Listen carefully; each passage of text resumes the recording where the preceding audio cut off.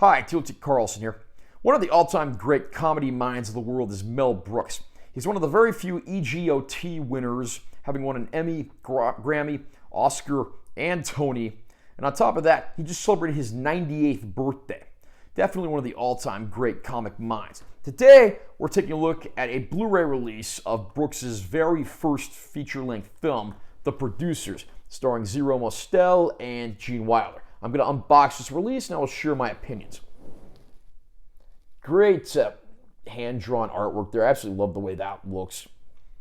There was a prior Blu-ray release of this film from Shout Factory. I don't own that, so unfortunately I can't really make any comparisons between the two. For Mel Brooks comes this startling, stunning, outrageous, and breathtaking comedy starring screen icons Zero Mostel and Gene Wilder. Low-rent Broadway producer Max Bialystock and his high-strung accountant Leo Bloom discover that with the help of a few gullible investors, they can make more money on a flop than on a hit. Armed with the worst show ever written and an equally horrific cast, this double-dealing duo is banking on disaster.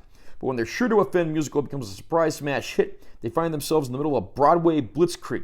Brooks won the 1968 Oscar for his original screenplay, and Wilder, in his star-making performance, was nominated for Best Actor in a Supporting Role, co-starring comedy greats Dick Shawn and Kenneth Mars. What can be said about Mel Brooks that hasn't already been said? He's one of the funniest men who has ever lived, and this man just absolutely takes no prisoners when it comes to making a good comedy. He doesn't care who he offends, and bless him for that. The Producers was so controversial at the time of its release, it almost didn't get released. The film, of course, revolves around two men who are polar opposites, and their goal is to find the worst play ever written, produce it, make it fail, and of course, no one will audit the books of a play that flopped, so they'll squander all the extra profits and run away to South America. And the two leads are just absolutely charming and likable throughout.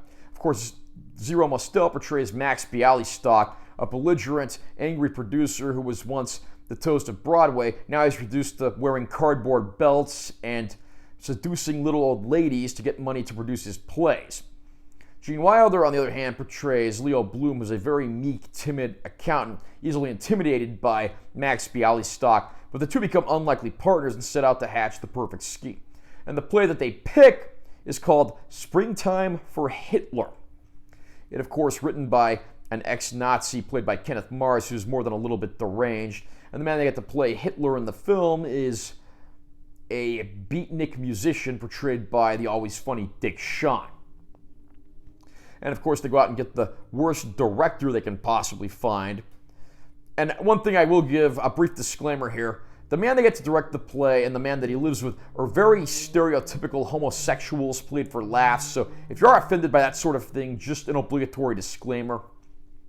There's also another thing I do need to say about this film. It's very funny, and I want to point out that despite what you might have heard, this is not in any way glorifying Hitler or the Nazi Party. In fact, it's quite the opposite. And you also have to keep in mind that the man who directed this film, Mel Brooks, is Jewish. So again, it's a take-no-prisoners film that doesn't care who it offends, and it's actually quite profound. And all the people in the film that actually seem to be attempting to glorify the Third Reich end up seriously lampooning it and look like buffoons in the process. And of course, the sheer plot of the movie is funny enough that you again will laugh pretty hard throughout. The movie was later adapted into a Broadway musical, and the musical got its own feature film adaptation, although that didn't fare nearly as well as Mel Brooks' original 1967 film.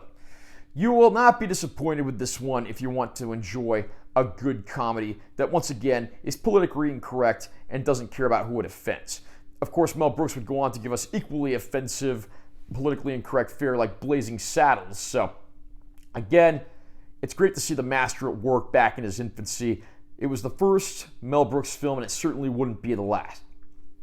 Again, this is the second time that this movie's been released on Blu-ray. I don't own the earlier Shout Factory release, but this release from Kino Lorber actually does look very good. There's a lot of natural film grain intact.